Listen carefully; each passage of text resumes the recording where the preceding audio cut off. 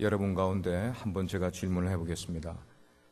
신년 시작되고 지금 현재 나는 영적으로 충만해 있다. 나는 지금 영적으로 충만해 있다라고 생각하시는 분은 아멘 한번 해보십시오. 그 다음에 나는 현재 새해가 시작됐는데 영적으로 지금 충만해지지 않고 있기 때문에 나는 금년에 영적으로 충만하기를 간절히 사모한다 라고 생각하시는 분은 아멘 하십시오. 아멘. 여러분들의 바람이 곧 저의 바람입니다. 우리가 이 한 해를 시작할 때 어떤 단어가 나를 사로잡을까 하는 이것이 한 해를 시작하는 우리의 마음 가운데 나는 금년 한 해에 어떤 단어가 나의 인생을, 나의 신앙을 사로잡는 한 단어일까를 여러분들이 한번 생각을 해보시길 바라요. 예를 들면은 매스컴에서도 그런 거를 통계를 내요. 2013년도를 전 세계를 사로잡은 한 단어가 뭘까? 그래서 매스컴이 그걸 발표를 해요. 작년에는 모르겠어요. 작년에는. 그 재작년에는 트위터라는 단어가 세상의 모든 사람들의 마음을 사로잡은 단어였다고 그래요. 세상도 그러는데 한 해를, 하나님이 주신 한 해를 시작하는 우리들의 마음 가운데 이 한 해에 나의 인생을, 나의 신앙을 사로잡을 단어가 무언가를 생각지 않고 한 해를 시작하는 사람들의 삶에, 신앙에 뭐가 희망이 있겠나 하는 질문을 해봅니다. 한 해의 내 인생을 나는 이 단어가 내 인생을 이끌어갔으면 좋겠다 하는 것을 꿈에도 사모하면서 그런 것을 가지고 인생을 살아가는 사람과 그런 것 전혀 없이 금년 한 해 뭐가 나를 이끌어갈지 나도 몰라. 하나님께 구해서 난 얻고 싶은 마음도 없어. 무관심 이렇게 인생을 시작한 사람과는 많은 차이가 있을 것 같아요. 그래서 이 한 해를 하나님이 나에게 주신 시간과 하나님이 나에게 주신 여러 여건들, 가족도 있고 교회도 있고 내 일터도 있고 이 모든 것 속에서 나는 어떻게 그것을 가져갈까 하는 것에 대한 그것을 이번 영적 무장성회를 통해서 여러분들이 하나님께 한번 지금 여러분이 만든 것 아니라면은 하나님 이 영적 무장성회 기간 동안 저에게 그 단어를 깨닫게 해주십시오. 응? 한번 그런 마음에 그런 하나님께 내가 구해서 그 한 단어를 내가 붙들겠다라고 마음에 한번 작정하시는 이 시간 작정하시는 분은 아멘 하시길 바랍니다. 여러분들은 그런 무장용사가 되기를 기대합니다. 오늘 말씀의 제목은 무너진 신앙의 성벽을 재건하자. 그리고 느헤미야를 제가 선택을 했습니다. 이 느헤미야 전체는 우리의 신앙의 회복을 위해서는 정말 입술만의 고백을 가지고는 아무 의미가 없다는 것을 이 책이 말해주고 있어요. 내가 회복되기를 원한다. 100번 입술로 간증을 하고 고백을 해도 그냥 입술만의 고백 가지고 그렇게 머물러 있는 신앙인이 돼서는 안 되겠다. 그것이 아니라 내 삶 전반에 어쩌면 전면적으로 철저하게 내 삶에 변화가 일어나야 되겠다 하는 것을 마음에 가지는 분들은 이 느헤미야의 말씀을 통해서 여러분들이 하나님이 여러분들에게 주시는 은혜가 분명히 있을 것 같아요. 거룩한 이름 그 하나님 앞에서 흘리는 한 방울의 눈물, 거룩한 이름 그 하나님 앞에서 우리가 흘릴 수 있는 그 한 방울의 눈물, 새로운 역사는 바로 그렇게 하나님 앞에서 우리가 흘리는 눈물로 새로운 역사가 우리 인생에 만들어진다는 것이에요. 한번 그런 새로운 역사를 기대해 보시길 바라요. 우리가 인생을 살아가게 될 때 누구나 피할 수 없는 위기가 우리들의 삶 가운데 오게 돼. 근데 그 위기가 나에게 오게 될 때에 우리 인생에 중요한 것과 하찮은 것이 그 위기가 오게 될 때에 구별된다는 사실을 우리는 기억해야 해요. 그 말은 내 인생에 위기가 오지 않으면은 내 삶에 진짜 중요한 게 뭐고 하찮은 게 무언지를 모른 채로 이게 막 뒤섞여 살아가다가 내 인생에 정말 위기가 오게 되면은 그 위기의 순간에 반응하는 나의 모습 가운데서 중요한 것과 하찮은 것이 이게 구분될 수 있는 시금석, 그런 역할이 뭔가 하면 위기라는 것이에요. 위기. 그래서 위기가 우리에게 늘 나쁜 것만은 아니라는 거예요. 위기를 우리가 잘 알게 되면은 그 위기의 순간에 내 인생에 중요한 것을 내가 취하고 하찮은 것은 버릴 줄 아는 이것이 위기를 대하는 우리들의 모습이 된다는 것이에요. 평소에는 별로 중요하지 않게 여겼던 그런 일들 가운데서 예를 들어 자녀 문제가 펑펑 터지기 시작을 하는 거예요. 이런저런 가정의 문제들이 터지기 시작을 해요. 경제적인 어려움도 우리 삶 가운데 찾아오기 시작을 해요.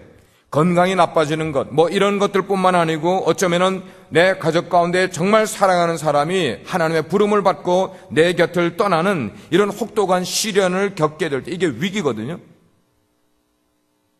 우리 가족을 통해서, 환경을 통해서, 경제적인 여건을 통해서 어떤 가족 공동체의 어떤 생명의 위기를 겪는 바로 이런 것들이 우리에게 찾아오게 될 때에 내 인생의 우선순위가 뭐냐?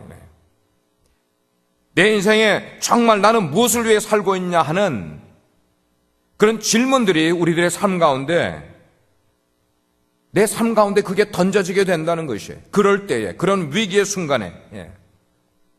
사랑하는 여러분들이요, 우리가 인생을 살아가면서 우선순위가 중요한 이유는 뭐냐면 그 우선순위가 우리의 생존과 생명을 직접적인 관계가 있기 때문에 priority, 우선순위는 무척 중요한 거예요. 그래서 이 한 해를 시작할 때에 먼저 여러분께 도전과 질문을 드리는 것은 여러분들이 삶에서 우선순위로 여기고 있는 게 뭐냐 하는 거예요. 뭐냐? 성경을 보면은 잘못된 우선순위를 택했다가 영원히 잘못된 길을 가게 된 그런 사람들의 모습들이 성경에 나오고 있어요. 우리에게 경종을 주는 그런 거예요. 누가복음 14장에 보면은 너희가 자리를 앉게 될 때 어느 잔치집에 가거든 상석에 앉지 말라, 높은 자리에 먼저 앉지 말라 하는 말씀이 나와요. 왜 높은 자리에 먼저 앉지 말라고 하는가 하면은 나는 높은 자리에 앉을 사람처럼 생각을 해서 높은 자리에 앉았는데 사람들이 꾸역꾸역 점점 모여들게 되면서 주인이 나를 찾아와서 미안하지만 그 자리를 좀 일어나서 저쪽으로 비켜주길 부탁드립니다 라고 이야기를 하면 얼마나 창피하냐는 거예요. 얼마나 수치스러운 일이라는 거예요. 그렇게 하지 말고 처음부터 나는 별로 높은 사람이, 대우받을 사람이 되지 못하니까 나는 저 끝자리에 먼저 앉아 있는 거예요. 앉아 있게 되면은 이제 사람들이 많이 와서 자리를 채우다 보면은 주인이 어느 순간인가 나를 발견하고 당신이 왜 여기 끝자리에 앉아 있습니까? 당신이 앉을 자리는 여기가 아닙니다. 그래서 그 사람을 불러서 높은 자리에 앉게 되면은 그때의 그 사람이 사람들 앞에 영광을 얻게 된다는 것이에요. 이런 격언이 있어요. 인생에서 두 번째 좋은 일이 제일 좋은 것을 방해할 수 있다는 그런 격언이 있어요. 인생에서 두 번째 좋은 일이 제일 좋은 것을 방해할 수 있다. 우리는 사실 신앙생활에서 바로 이 두 문제에서 늘 갈등하며 살아가는 거예요. 제일 좋은 것과 두 번째 좋은 것, 이것의 우선순위를 구분하지 못해서 그만 제일 좋은 것, 이것이 방해를 받는 거야. 무엇에? 두 번째 좋은 것 때문에 방해를 받는데 웬걸 수많은 그리스도인들이 이 첫 번째 좋은 것을 내놓고 두 번째 좋은 것에 방해를 받을 뿐만 아니라 두 번째 좋은 것을 첫 번째 좋은 것처럼 여기며 인생을 살아가는 것이 바로 우리 신앙의 모습이라는 게, 우리가 이것을 모르고 살아가고 있다는 것이에요. 그렇다면 이렇게 우선순위를 잃은 채로 앞을 향해 달려가느라고 바쁜 우리들의 삶, 이제 2014년이라는 한 해가 우리에게 주어졌을 때 하나님께서는 우리가 하나님이 허락하신 이 모든 것들을 어떤 심정으로 우리가 받아들이기를 원하시는가를, 하나님의 심정을 좀 알아가는 이 연초가 되면은 금년 한 해에 그래도 우리가 우선순위, 그리고 나에게 가장 중요한 게 무언가, 그 다음 두 번째 중요한 게 무언가 하는 것을 우리가 생각을 하면서 한 해를 시작하게 된다는 것이에요. 그 한 해를 시작을 하면서 그 우선순위의 문제를 생각을 하면서 저는 느헤미야와 오늘 저녁 느헤미야와 동행을 하면서 느헤미야의 삶 속으로 한번 들어가 보는 거예요. 아니, 느헤미야의 심장 속으로 들어가 보는 거예요. 그 심장 속에 들어갔더니 툭탁 툭탁 툭탁 뛰는 소리가 들려. 누구의 뛰는 소리예요? 느헤미야의 심장이 뛰는 소리를 우리가 들어본단 말이에요. 예. 심장만 뛰는 게 아니라 느헤미야의 심장에서 나오는 그 피가 핏줄을 흘러서 가면서 그 핏줄이 하나님께 대하여 어떻게 반응하고 있는지를 우리가 느헤미야를 통해서 한번 생각해 보자는 것이에요. 예. 이게 영적 무장이라는 것이에요. 느헤미야의 핏줄 속에 들어가 보니까 와우, 놀랐겠네. 느헤미야의 핏줄 속을 흐르는 그 피는 하나님을 향하여 얼마나 뜨거운 열정을 가지고 흘러가고 있는지를 우리가 한번 생각해 보자는 것이에요. 우리가 하루하루를 살아가지만 이것이 그냥 살아가는 삶이 아니라 저는 늘 생각하는 거예요. 하나님의 역사 앞에서 내가 살아가고 있다, 늘 이렇게 생각을 해요. 아멘? 나는 하나님의 역사 앞에서 살아가고 있다. 나는 하나님의 역사 그 현장에서 내가 살아가고 있다는 것이에요. 그걸 걸어가면서 우리가 만약에 인생을 볼 때에 느헤미야가 인생을 보는 것처럼 우리가 볼 수만 있다면은, 하나님의 역사의 현장 속에서 느헤미야가 걸어가는 것처럼 우리가 걸어갈 수 있다면은, 우리가 그런 숨결을 느낄 수만 있다면은 이 한 해 나를 향한, 그리고 우리 교회를 향한 하나님의 선명한 뜻을 우리는 발견할 수 있을 것 같아요. 저는 우리 아이들에게 늘 그렇게 표현을 해요. 너네 마음대로 가려고 하지 말고 하나님의 뜻을 찾아라 그래요. 하나님의 뜻을 찾아라. 하나님의 뜻을 찾아라. 무슨 일에도 하나님의 뜻을 찾아라. 이 느헤미야 책, 이 느헤미야서는 우리 삶에서 무엇이 우선순위가 되어야 된다는 것, 그리고 그 우선순위에 대해서 우리는 어떻게 반응을 해야 된다는 것, 그리고 내 삶을 어떻게 하면은 가치 있는 새로운 역사가 내 삶 가운데 이루어지기를 바라는지를, 거기에 대한 열정적인 해답들이 계속해서 나오고 있어요. 1장, 2장, 7장까지 나오고 8장에서부터 13장까지 나오고. 이 느헤미야서를 읽으면 특별히 젊은이들에게는 막 가슴에 막 불이 확확 붙는 것과 같은 그런 느낌이 오는 것이 느헤미야서예요. 제가 이야기를 할게요. 주전 586년경이었어요. 주전 BC라고 읽었습니다. 주전 586년경 느부갓네살 왕이 이끄는 바벨론 제국이 그때까지 세계를 주름잡고 있던 이집트라는 나라, 애굽이라는 나라와 아수르라는 나라를 다 점령을 해버리고 새로운 세계 역사의 강자로 등장을 한 때가 바로 이때였어요. 어느 나라가요? 다 같이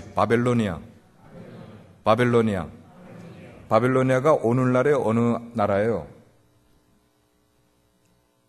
오늘날은 이라크를 말합니다. 이라크요. 그러니까 이라크는 무지하게 역사가 깊은 나라예요. 우리가 지금 뭐 이라크 그냥 우습게 여길 수도 있지만 이라크는요 엄청 오랜 역사를 가진 나라예요. 그 무렵 이스라엘에는 어느 선지자가 활동을 할 때였는가 하면 예레미야 선지자가 활동을 할 때였어요. 예레미야 선지자가 이스라엘 백성들을 향하여 외치는 거예요. 아니, 외치는 게 아니라 호소를 하는 거예요. 아주 그냥 안타까운 마음으로 호소를 하는 거예요. 백성들아, 하나님께 순종하고 하나님의 계명을 지키지 않으면 우리 이 나라가, 이스라엘이 망할 것이다. 우리 민족은 포로로 잡혀갈 것이다. 그러니 너희들이 정말 하나님의 말씀을 순종하기를 바란다 라고 눈물로 호소를 하였는데도 불구하고 아무 소용이 없었어요. 이스라엘 백성들이 예레미야 선지자의 눈물이 섞인 그런 호소를 듣지를 않았단 말이에요. 백성들이 도통 위기의식을 전혀 느끼지 아니하고 결국 유대 왕국은 바벨론이라는 나라의 포로가 되어버린 거예요. 바벨론에게 멸망을 당하고 북쪽 이스라엘은 이미 아수르에게 멸망을 당하고 그나마 100몇 년 동안 버텨오던 유대 나라가 결국은 남왕국이잖아요. 이게 바벨론의 침공을 받아서 다 허물어지고 멸망당하고 포로로 잡혀갔어요. 느헤미야라는 선지자가 등장한 것은 그렇게 바벨론의 유대 나라가 멸망을 당한 지 약 140년의 세월이 흐른 다음에 느헤미야 선지자가 등장을 합니다. 그 사이에 패권은 바벨론에서부터 다시 어느 나라로, 바사라는 나라로, 우리가 영어로 표현할 때 페르시아라는 나라로, 페르시아는 지금 어디예요? 예? 이란이에요, 이란. 아, 그렇구나. 이라크가 먼저 있었고, 바벨론으로. 그 다음에 등장해서 바벨론을 점령을 한 나라가 바사 나라구나. 페르시아구나. 예. 페르시아 나라. 여러분 기억하시길 바랍니다. 성경에는 바사라고 그래요. 이 페르시아. 우리가 잘 아는 에스더는 아수에로 왕의 왕비가 된 에스더는 바로 이 바사 나라의 페르시아의 왕녀가 되는 것입니다.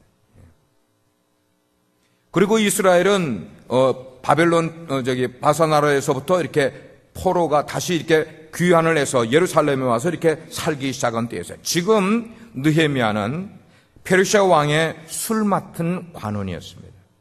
오늘 아침에 새벽 제단 때 창세기 41장 했나요? 42장 했나요?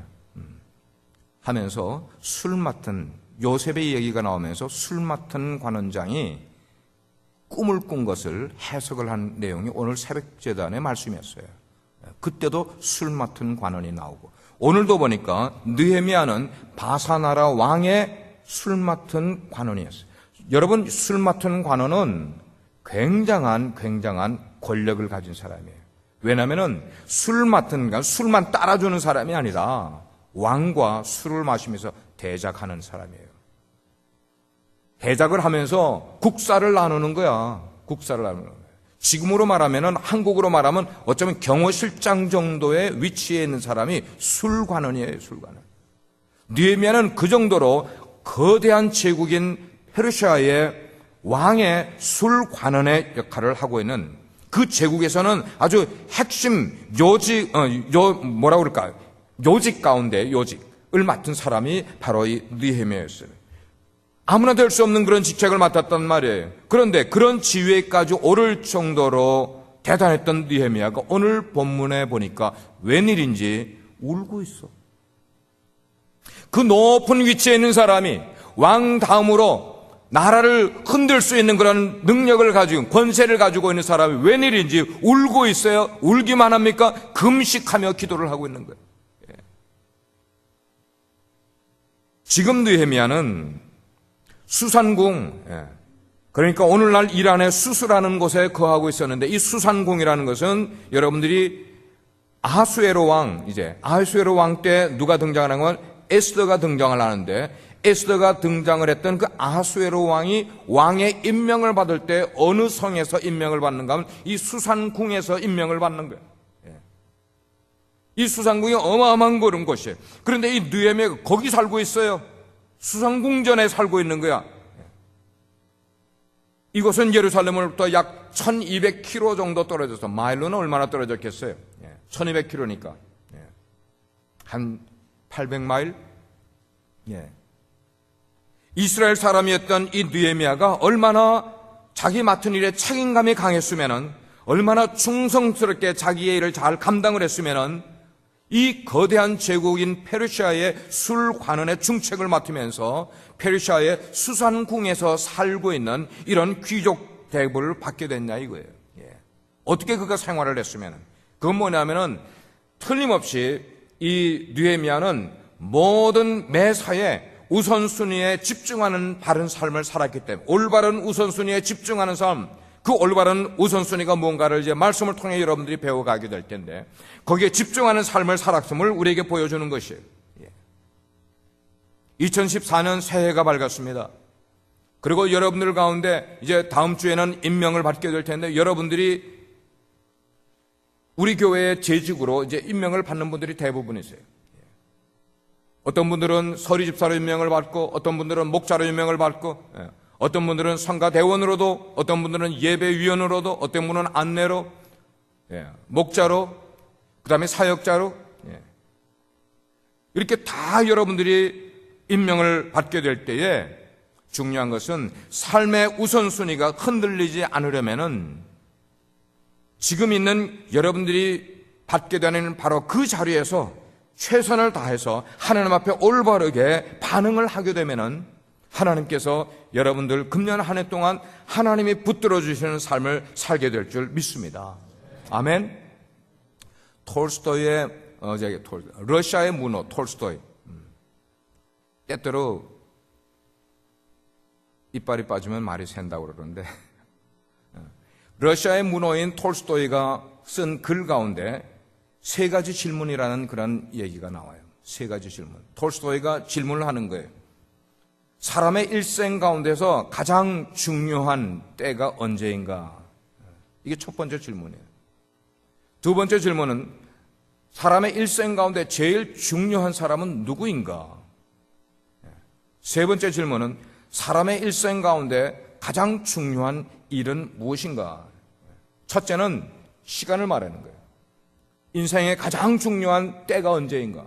두 번째, 우리 일생에서 가장 중요한 사람은 누구인가? 세 번째, 내 일생에서 가장 중요한 일은 무엇인가? 여기에 대한 것을 바르게 알아야 된다. 그러면서 톨스토이는 거기에 대한 대답을 해주는 거예요. 우리 일생에서 가장 중요한 때는 now, 지금이라는 거예요. 여러분, 지금을 살아가세요? 여러분, 과거에 살아가는 분 계시지 않아요? 미래만 꿈꾸면서 오늘을 바르게 살지 못하는 분, 미래에 할 거야 라고 미래에 자꾸만 마냐냐 미루는 삶을 살아가는 분 계시지 않아요? 아니에요. 우리에게 가장 중요한 시간은 지금이에요. 두 번째로 내 일생에서 가장 중요한 사람은 누구냐? 지금 만나는 사람이에요. 지금 만나는 사람. 지금 나와 같이 사는 사람이에요. 세 번째로 내 일생에서 가장 중요한 일은 무엇이냐? 뭘까요?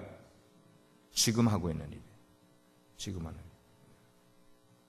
유명한 문호 톨스토이가 말했어요. 이건 뭐냐면 우리의 인생에 현재에 집중하라는 것이에요. 현재에 흐트러지지 말고. 현재의 시간에 집중하는 것. 현재의 시간에 집중하는 것. 이게 뭐냐? 이것은 곧 하나님의 시간에 집중하라는 것이에요. 아멘?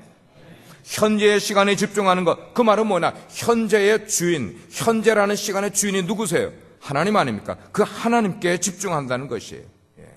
그래서 오늘 시간의 주인이신 그 하나님께서 내일의 시간도 주인이심을 우리가 믿고 살아가는 사람에게는 내일이 우리에게 주어질 것이라는 것이에요. 아멘. 내일의 시간도 하나님께서 주인이시다. 오늘의 시간, 오늘 이 지금이라는 시간의 주인도 하나님이시다. 그래서 내일은 내일의 은혜가 기다리고 있다는 사실에 눈을 뜰 필요가 우리에게 있는 거예요. 믿음을 가질 필요가 있다는 거예요. 하나님께서 내일 우리에게 주실 은혜가 준비되어 있다. 그래서 현재의 우선순위에 집중하는 사람은 분명히 현재에 내 생명을 걸고 내 맡겨진 일들, 내가 해야 될 일들, 내가 하는 일들 이런 것을 귀하게 여기게 된다는 것이에요. 다른 종교의 시간 개념과 우리 기독교의 시간 개념의 차이는 뭐냐면은 우리 기독교의 시간 개념은 처음이 어딘지 끝이 어딘지가 불분명하게 순환하는 빙글빙글 돌아가는 그래서 끝이 다음에 시작이고 시작이 끝이고 이렇게 빙빙 돌아가는 이런 시간 개념이 우리 기독교는 아니에요. 우리 기독교의 시간 개념은 선이에요. 선이에요. 시작이 있고 끝이 있는 거예요. 그 시작과 끝을 그리고 그 진행을 한들 쥐고 계시는 분이 누구시라는 거예요? 하나님이시라는 거예요. 하나님이시. 물론 하나님께는 시작과 끝이 없어요. 그분은 영원하신 분이시기 때문에. 금년에 헌신하지 못하더라도 나는 내년에 헌신할 거야 라고 생각하는 게 바른 걸까요? 바르지 못한 걸까요? 바르지 못하다는 것이에요. 금년에 내가 헌신해야 될 것은 금년에 헌신해야 되는 거예요. 금년에 하나님께 약속할 것은 금년에 지켜야 된다는 것이 내년으로 미루지 말라는 것이에요. 우리가 봉사를 하되 열정을 가지지만 이 열정도 우선순위 다음에 와야 되는 게 열정이라는 것이에요. 열정이 우선순위보다 앞서서는 안 된다는 것이에요. 왜냐하면 번지수가 틀린 열정은 결국 사람들을 좌절시켜요. 우리를. 우리가 하나님의 일을 할 때 어떤 사람들은 굉장히 열정을 가지지만 열정을 가지되 뭐에 근거한 열정을 가지게 되는가 하면 우선순위를 바르게 가지고 열정을 가지라는 것이에요. 우선순위가 바르면은 그 열정이 소용이 없어지게 된다는 거예요. 우선순위를 가지 않으면 그건 방향과 마찬가지예요. 방향. 자, 어느 한 멋진 요트가 한 척이 있어요. 요트는 이게 여기 돛이 있단 말이에요. 항해사가 뒤에서 방향 키를 잡고 있는데 방향키를 잡고 있는다고 배가, 이 요트가 이렇게 잘 갈 수 있는 게 아니란 말입니다. 요트가 잘 가려면은 바람이 불어줘야 돼요. 바람이 불지 않으면 요트는 거기서 제대로 움직이지를 못해. 방향키를 붙들고 있다고 해서 되는 게 아니란 말이에요. 근데 이 바람이 불어준다고 해서 또 잘 되는 것 아니야. 요트가 바르게 잘 가려면은, 자, 바람이 불어옵니다. 또 거기에 뭐가 있어야 될까요? 돛을 올려야 되는 거예요. 돛을 올려야 되는 거예요.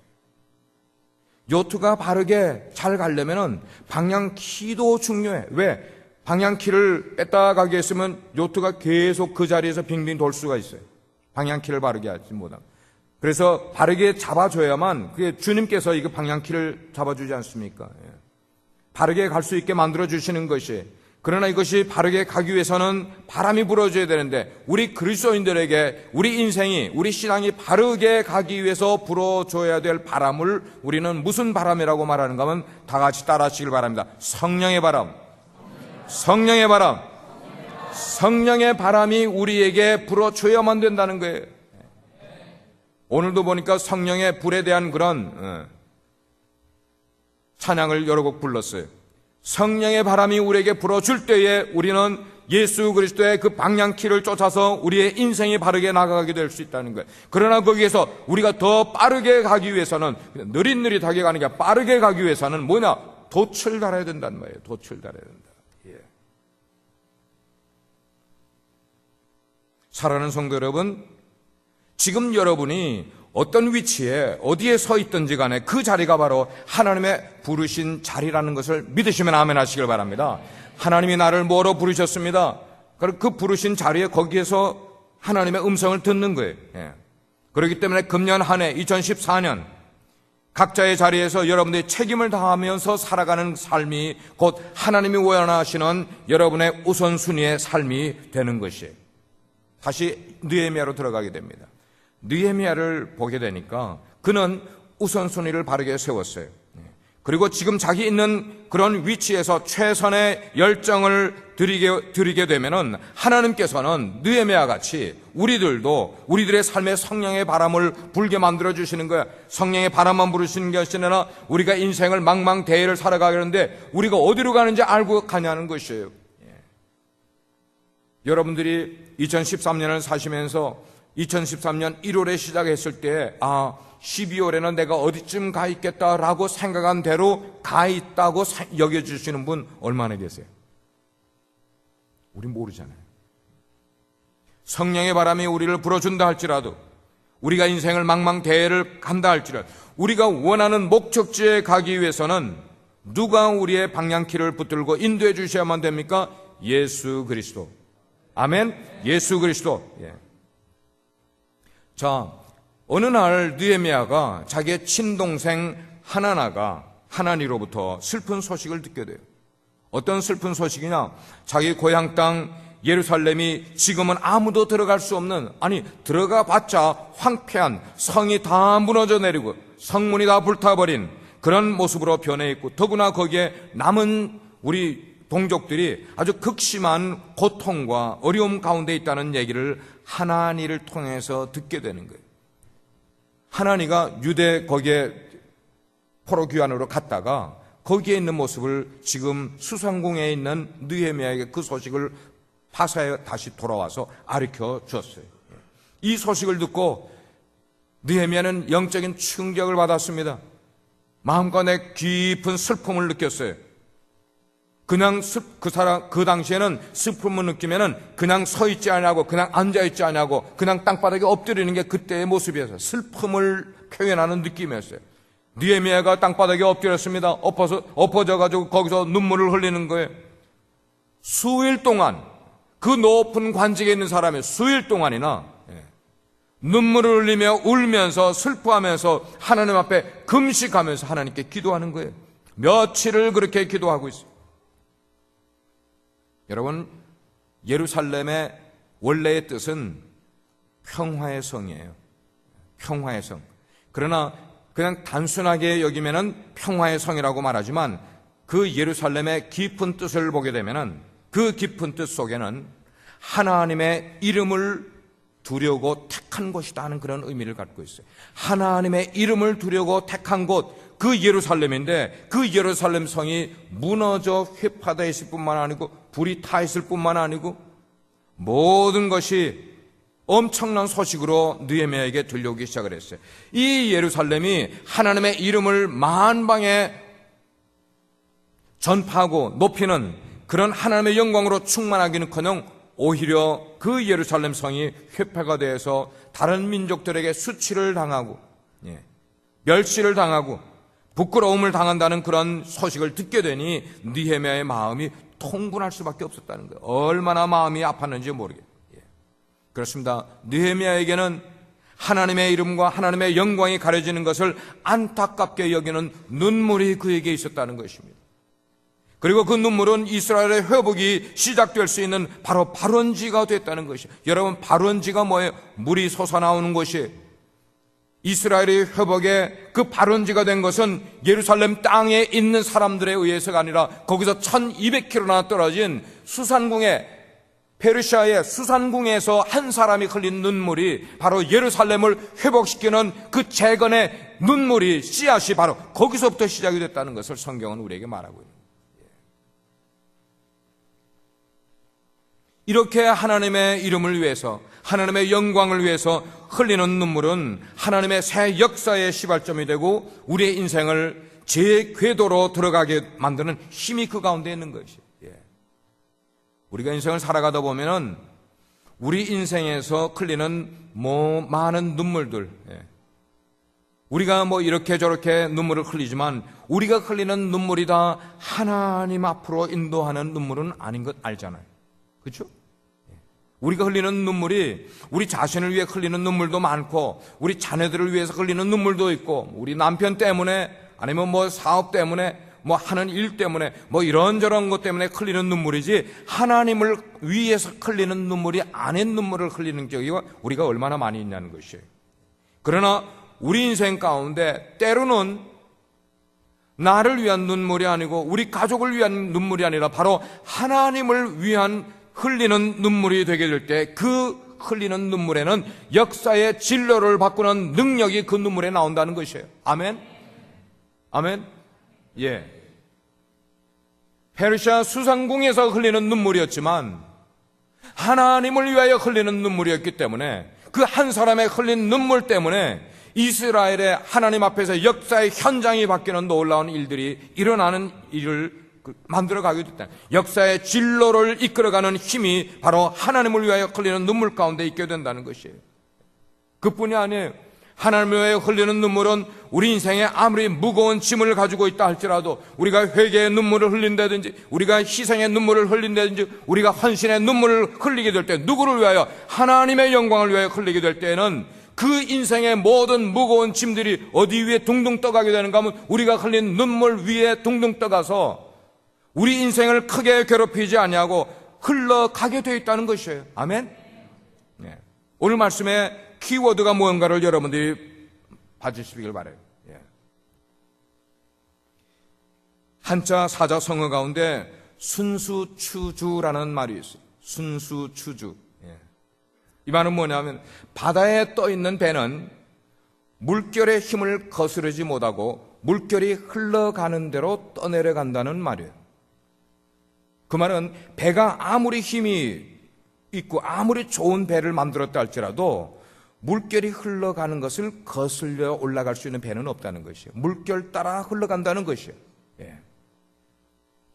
어쩌면 세상의 일, 우리가 살고 있는 이 세상의 일은 권세, 어쩌면 세상의 어떤 물질, 돈, 이것이 흘러가는 방향으로 세상의 일이 흘러가는 건 당연해요. 그래서 수많은 사람들이 권세를 얻으려고 하고 돈을 많이 벌으려고 하는 이유가 뭐냐면은 이 세상에 그 흘러가는 세상의 조리를 따라 이렇게 흘러갈 때는 그런 것이 분명히 만들어주게 되어 있어요. 그러나 그것은 세상사의 법칙은 그렇게 이루어지지만 하나님 나라의 법칙은 그걸로 되는 게 아니라는 거예요. 세상의 권세나 세상의 돈으로 흘러가는 대로 따라가는 것이 하나님의 법칙이 아니라는 거예요. 하나님의 법칙은 뭐냐면 하나님을 위해 흘리는 눈물이 흘러가는 방향으로 하나님의 일이 역사가 이루어지는 것을 우리는 믿어야 되는 것이죠. 이것이 우리가 느헤미야 눈물에서 배워야 될 한마디예요. 느헤미야 눈물에서 배우자. 마찬가지 우리 하나님을 믿는 성도들이 흘리는 눈물에는 역사의 진로를 바꾸는 능력이 우리가 흘리는 눈물 속에 있다는 것을 우리는 믿어야만 되는 거예요. 어머니가 흘리는 눈물, 어머니가 흘리는 눈물, 이게 무엇 능력이 있다고 빗나간 잘못된 자식들이 그 어머니의 눈물의 기도 때문에 돌아오냐는 거예요.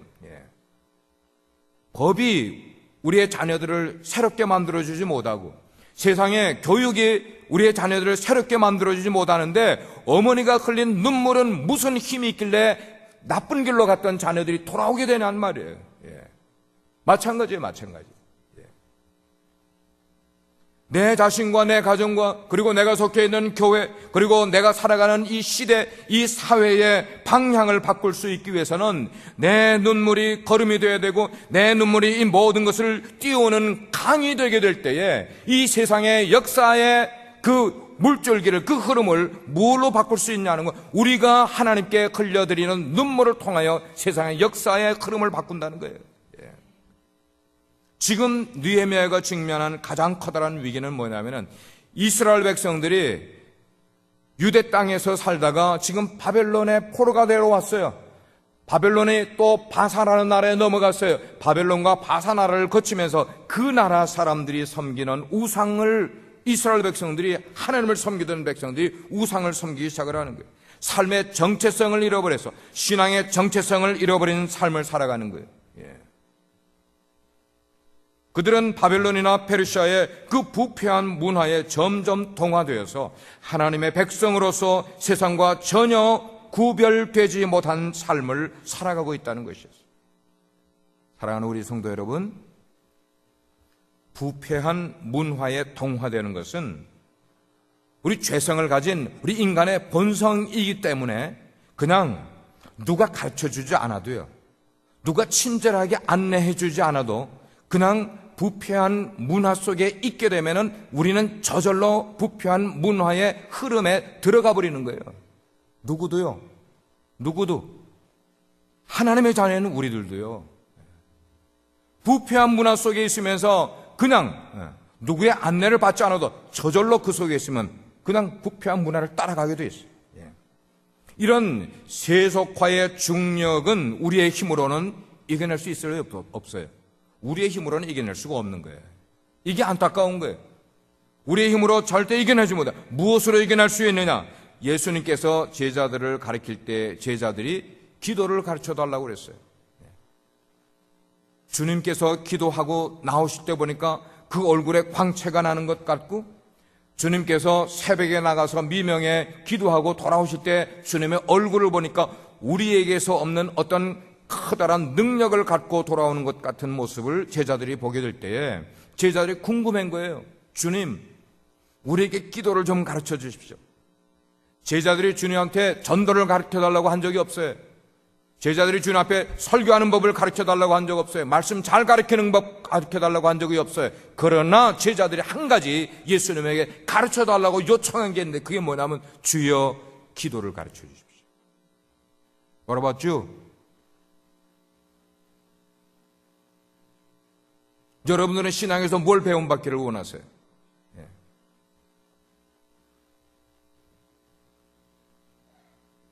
예수님이 제자들에게 기도를 가르치실 때에 뭐라고 가르쳐 줬는가 하면은 주님이 가르쳐 준 기도라고, 우리를 시험에 들게 마옵시고 다만 악에서 구하옵소서라고 기도하라고 그랬어요.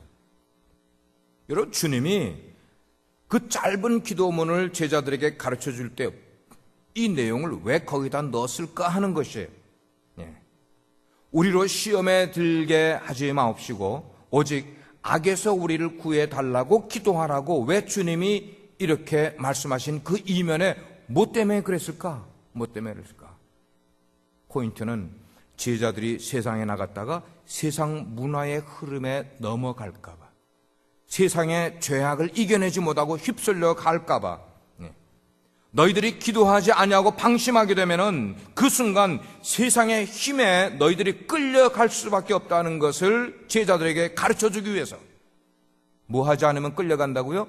기도하지 않으면은 세상의 힘에 너희들이 힘없이 그냥 끌려 들어가게 될 것이다 라고 이야기하기 위해서 주님 말씀하고 있는 거예요. 그래서 우리를 끌고 가는 세상의 힘이 겉으로 볼 때는 여러분들이 그냥 뭐 TV를 보고 인터넷을 보고 그럴 때는 그렇게 무지막지하게 엄청난 것으로 느끼지 못할지 모르지만 사단이 마귀가 우리에게 다가올 때는 언제나 광명의 천사, 어쩌면 의의 일꾼처럼 가장을 하고 우리를 속이면서 다가오고 있다는 것을 우리는 알아야 되는 거예요.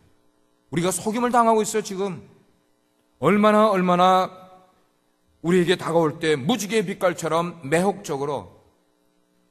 여러분, 동성애를 하는 사람들의 상징이 뭐예요? 무지개예요. 무지개는 동성애의 상징이에요. 저희가 지난 여름에 멕시코 시티에 갔는데 여기서 막 인터넷을 두들겨서 호텔을 잡아간다고 딱 잡아간 게 한국촌에서 가까운 데로 간다고 잡아갔는데 딱 가보니까 동성 사람들, 게이들이 들어가는 호텔이었어. 어떻게 알았는가 하면 딱 들어가서 호텔 라비를 딱 들어가는데 라비에 뭐가 쫙 있을까? 무지개가 쫙 있는 거야. 아이고, 이거 소굴에 들어갔구나. 집사람이 딴 데로 옮기고 싶다고 그랬는데 우리가 기도하자. 거기서 5일인가를 지냈어요. 여러분, 왜 세상은 휘황찬란하게, 왜 세상은 화려하게 치장을 할까? 우린 그걸 알아야 돼요. 왜 죄악이 관영할수록 더 화려해지고 더 사치해질까? 여러분, 우리가 잘 알아야 되는 게 화려하고 사치한 것은 무언가를 숨기기 위해서예요. 동의하시면 아멘 하세요. 왜 사치하는가 하면은 무언가를 숨기는 거야. 왜 화려한가? 뭔가 더러운 게 있기 때문에, 무언가 추하기 때문에 그거를 화려하게 포장을 하지 않으면은, 치장하지 않으면은 다가오지 않을 것 같으니까. 이걸 우리가 알면은 너무 화려한 거, 너무 치장하는 거, 너무 그런 것들에 우리의 마음을 빼앗겨서는 절대로 안 돼. 절대로 안 돼. 우리 삶이 그런 거예요. 예화를 한 가지 드릴게요. 저 북쪽에 아이오와라는 스테이시 있는데 이 아이오와에 뭐가 크게 있는가 하면 옥수수 농장이 어마어마하게 크게 있어요. 캔사스로 해서 쫙 더 올라가면 이제 아이오와 거기 나오는데, 캔사스도 가면 어마어마한 차로 그 이제 집회하러 제가 그쪽을 지나간 적이 있는데 뭐 끝도 없이 그냥 그 평원에 이렇게 옥수수 밭도 있고 농장들이 그렇게 많이 있어요. 근데 그 아이오와 넓은 옥수수 농장이 겨울이 지나고 봄이 되면은 수천 혹은 수만 마리의 철새떼들이 그 아무것도 없는 그 농장 위에 죽어 있어요. 이게 뭐냐면은 캐나다에 살고 있는 철새들이 겨울이 오기 전에 거기서 뜨는 거예요.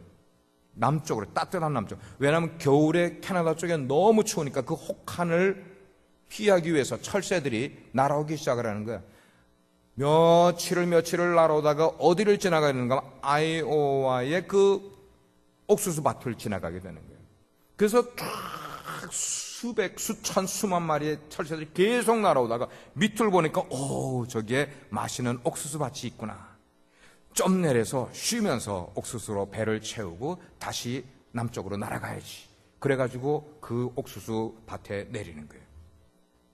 무궁무진하게 옥수수가 많이 있는 그곳에 유혹에 빠져버렸어요.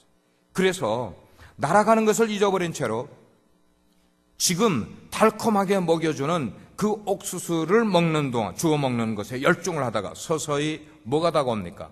겨울이 서서히 다가오는 거예요. 그 딱 넘어가야 될 기간이 있는데 그 기간을 그만 밑에서 달콤한 옥수수를 먹느라고 시간을 보내다가 추운 겨울이 다가올 때 몸을 움츠리기 시작을 하는데 이제는 몸도 뚱뚱해져 가지고 날아가지도 못해. 옥수수 때문에 많이 먹어가지고. 그래서 그 겨울 동안에 움츠리고 하다가 그 겨울을 아주 못하고 수만 마리의 철새들이 거기 다 죽어버린다. 우리가 신앙인으로서 새해를 맞으면서 우리 가운데 목표가 있어야 돼요. 아까 제가 단어를 기억하라고 그랬어요. 단어. Remember a word. 우리가 단어를 기억하는 게 너무 중요한 거예요. 우리가 신앙인으로서 새해를 맞으면서 우리가 목표를 세우고 결심을 단단히 하는 것은 누구나 할 수 있는 일이에요. 누구나. 생각이 있고 글을 쓸 수 있는데 왜 내가 목표를 글로 못 쓰겠고 왜 생각을 못 하겠어요? 그러나 그 목표를 향해서 달려가다가 뭐가 우리 눈에 보이는가 하면 아이오와의 옥수수 밭이 우리 눈에 들어온다는 거예요. 달려가다가 금년을 우리가 가다가요, 어디쯤인지 모르지만 그게 4월 달인지 6월 달인지 9월 달인지 모르지만 우리의 눈에 아이오와의 옥수수밭이 눈에 들어오게 되는 그것을 지나가는 새처럼 눈이 아래를 향하고, 아래라는 것은 세상을 말하는 거예요. 하늘을 바라보지 못하고 아래를 향하고 세상을 향하게 될 때 나도 모르게 달려가서 세상의 단물을 빨아먹느라고 우리 인생의 겨울이, 영적인 겨울이 오는 줄을 모르고 그냥 거기서 머뭇거리다가 이 세상에서 그냥 멸망해버리는, 나가 떨어져 버리는 그런 인생. 저는 여러분들이 그런 인생 되지 않기를 바라서 이 말씀을 드리는 거예요. 오늘날 우리들 가운데는 통분한 그런 마음들, 마음 가운데 슬퍼 울면서 금식하는 사람들이 오늘은 교회 속에서도 점점 줄어가고 있어요. 왜냐하면 편안한 것을 우리가 점점 추구하고 있기 때문에 점점 더 편안한 걸 추구해요. 오늘 이 정도면 다음에는, 내년엔 더 편안한 걸 추구하고 우리가 나이가 들어면서 더 편안한 걸 추구하고, 이런 인간의 속성 때문에 그리스도인이라고 하면서도 평안함과 안락함이 젖어 있게 보니까 정말 중요한 것에 대한 관심이 점점 없어지고, 뭐예요? 두 번째 중요한 것을 첫 번째 중요한 것보다 앞서는 인생을 살아가게 되는 거예요. 그런데 이것이 신앙이 없는 사람들 속에서만 일어나는 일이 아니고요, 신앙이 있는 사람들 가운데서도 그들의 눈에서도 눈물이 점점 메말라가고 있다는 것이에요. 신앙이 있는 사람들의 눈에서도 메말라가고 있는 거예요. 교회가 눈물샘이 말라버리는 모습을 우리는 보게 되는 거예요. 예배가 드리는데도 그 예배 속에 은혜의 감격에서, 하나님의 은총의 감격에서 흘리는 눈물을 요즘은 거의 보기 힘들 만큼 교회가 눈물샘이 말라버린 그런 모습, 이 잃어버린 눈물을 어떻게 되냐? 회복해야 돼요. 여러분, 우리가 잃어버린 눈물을 회복해야만 되는 것이, 우리가 그리스도인이라면은 하나님의 나라가 어려움을 겪고 있는 모습을 보고 세상이 얼마나 하나님의 나라를 지금 업신여기고 있고 조롱하고 있고 수치를 우리가 겪고 있는 상황을 보게 되면은 느헤미야가 하나님의 이름과 그 영광이 세상에 수치당하는 예루살렘 성에 무너진 것을 보면서 그렇게 통분히 여기는 그런 통분이 우리 가운데, 이것이 재건이 되어야 된다는 거예요. 이런 신앙이 재건이 된다는, 이런 자세를 가지게 될 때 우리는 세상을 흔들리지 않고 오로지 하나님께로만 집중하는 삶을 살아갈 수 있는 줄 믿습니다. 사무엘하 7장 2절에 보면은 다윗의 고백이 나옵니다. 다윗이 이렇게 표현을 했어요. 나는 백향목 궁에 살거늘 하나님의 괴는 휘장 가운데 있다니. 이 다윗의 탄식하는 모습을 조금 더 풀이하면 그거예요. 다윗의 마음 가운데는 나는 이렇게 좋은 궁전에서 잘 지내고 있는데 하나님의 괴는 저렇게 초라하게 있어도 되는가, 안타까움을 다윗이 토로한 것이 바로 그렇게 쓰여요. 오늘도 우리가 속해 있는, 그래서 우리가 살고 있는 이 시대를 바라보면서 우리 가운데 안타까움을 가져야 되지 않겠냐는 것이에요. 세상이 어떻게 해야든지, 뉴스가 어떻게 나오든지 전혀 상관없이 주일날 우리는 예배당에 나와 예배만 드리면 되냐는 것이에요. 왜 이렇게 하나님의 백성들이 세상을, 그리고 사회에서 점점 영향력을 잃어가고 있는가 하는 것이에요. 과연 우리는 세상에서 일어나고 있는 일을 보게 되면은 이 느헤미야처럼 다윗처럼 진한 가슴앓이를 우리가 하고 있냐는 것이에요. 언젠가 제가 사역자 모임에서 그런 얘기를 했어요. 우리가 12월 들어가면서 목장도 방학을 해. 금요 영성 예배도 방학을 해. 근데 우리는 방학을 했는데 금요일 날 교회에 있다가 월드 오브 러브 교회로 이렇게 싹 지나가는데 차들이 확 있어요. 차들이. 물론 가득 있는 건 아니지만 그게 뭘까? 히스패닉 교회가 지금 들어와서 예배드리고 있는 거 알죠?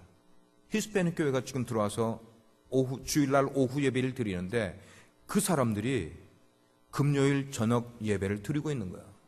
우리는 방학이라고 쉬고 있는데 히스패닉 처치는 금요일 저녁에 예배를 드리고 있는 거예요. 그래서 저는 그렇게 생각을 했어요. 우리가 미국 교회보다는 낫다. 그런데 히스패닉 교회보다는 못하다는 거예요. 예? 담임 목사의 마음 가운데 막 찔리는 거예요. 그래서 사역자 모임에서 이야기를 했어요. 내년도부터는 금요영성 연말이라도 왜 금요영성 예배를 쉬어야 되냐고. 예배가 왜 쉬어야 될 일이냐고. 목장은 쉬어야 되는지 모르겠지만 학교니까 왜 예배를 우리가 쉬면서까지 그래야 되냐고. 왜 히스패닉 교회는 하고 있는데 그들은 답답해서 하고 있는데 우린 답답하지 않고 있다는 말이에요. 답답하지 않고 있다는 게 뭐야? 우리의 영성이 뭐예요? 느긋해졌다는 거예요. 느긋해졌다는 거예요. 안일하게 지금 가고 있다는 거야. 예. 작년에 우리가 영성 집회할 때보다 지금 3분의 2밖에 안 나오고 있어. 웬일이냐? 웬일이냐? 이 조치로 가면은 내년에 신년 영적 부흥 하게 되면은 여러분 절반밖에 안 나오겠네? 여러분 그런 교회 원하세요? 여러분 그런 교회 원하세요? 아니야. 세상에 물들어가지고 자꾸만 우리의 영이 쇠퇴해지고 약해져 가고 있는 걸 우리가 느끼지 못하고 있으면 아이오와 옥수수 밭을 지나는 철새하고 뭐가 다르냐는 거예요. 뭐가. 진정 이런 현실 앞에서 우리가 가슴을 치면서 안타까워하는 그런 마음을 좀 가져봐야 되겠고 하나님께 저항을 하고 하나님의 뜻에 무관심하고 하나님의 일에 정말로 무덤덤한 이 세상 문화에 우리가 섞여가고 있지 않는가. 우리가 그렇게 되면은 우리의 영적인 눈이 멀어버리고 우리의 영적인 귀가 어두워져 버리면은 하나님의 음성이 들린들 우리가 깨닫겠냐는 것이에요. 예? 못 깨닫죠. 하나님의 음성이 들려도 우리 영의 귀가 어두워져 있는데 뭘 듣겠냐는 말이에요. 사랑하는 성도 여러분, 구세군의 창시자인 윌리엄 부스가 정말 그는 열정적으로 전도하면서 지치지 않는 사역을 하나님의 일을 감당을 했어요. 그래서 사람들이 물어봤어요. 부스, 당신은 어떻게 해서 그런 열정을 계속 가지고 있냐고 그렇게 물어보니까 윌리엄 부스가 그 질문하는 사람에게 이렇게 대답을 했어요. 내 마음속에는 단 두 단어만 있다. 한 단어는 cry. 울음이에요. 울음. 또 다른 하나는 뭐예요? tear. 눈물. 내 마음속에는 이 세상을 향하여서 잃어버린 영혼들을 바라볼 때, 부패해가는 세상을 바라볼 때 내 마음이 그냥 울어. 그리고 눈물밖에 없어. 그런 대답을 했다고 그래. 예수 믿지 않는 불신자들을 바라보게 될 게 죄악이 가득한 세대를 바라보면서 그는 애통해하면서 운다는 그런 뜻을 가지고 표현을 했어요. 사랑하는 우리 빛과 소금의 성도 여러분, 2014년이 밝았고 이제 시작이에요. 시작. 금년 한 해에 나의 삶을, 나의 신앙을 어떻게 마음의 결단을 내릴까? 여러분 가운데 단어를 생각을 해보세요. 당신의 머릿속에 떠오르는 단어가 뭐냐는 것이에요. 당신의 마음을 이끌어가는 단어가 뭐냐는 것이에요. 예. 느헤미야 1장을 보게 되면은 느헤미야의 가슴을 가득 채우고 그 가슴을 뜨겁게 만들어준 단어가 하나 있습니다. 그게 뭐냐? 기도였어요. 기도가 그의 영혼에 눈물샘을 터뜨려줬어요. 기도가 자신의 안일함을 내려놓게 만들어줬어요. 기도가 하나님의 자비라우심을 구하게 만들어줬어요. 그리고 느헤미야는 그 기도 속에 그의 동족에 대한 슬픔을 가졌어요. 그리고 하나님의 영광에 대한 간절한 마음을 갖게 됐어요. 그래서 하나님께서 이런 상한 심령을 주셨기 때문에 느헤미야는 그냥 방향을 잡지 못해서 잘못 잡아서 쓸데없는 데 힘을 낭비하지 않냐고 그의 모든 신앙과 삶의 우선순위를 바로 잡고 살아갈 수 있었던 것은 기도했기 때문에. 우리가 이 시간 우리가 속해 있는 우리 사회를 한번 보고 이 미국 땅을 보고 우리가 떠난 조국 대한민국을 바라보면서 애통해하는 마음을 좀 가져보고 통분히 여기는 눈물의 기도를 한번 드려보고 그 다음에 영혼의 기도를 드릴 수 있는 그런 모습이 우리 가운데 필요하지 않냐는 거예요. 오늘 우리가 기도할 것은 특별히 복음과 헌신을 위해서 기도할 텐데, 그리고 무너진 우리 개인의 영적 그런 재단, 무너진 우리 교회의 영적인 재단, 이런 것을 눈물로 재건할 수 있는 사랑하는 저와 여러분이 될 수 있기를 주의 이름으로 축원드립니다. 우리 한번 기도하시겠어요?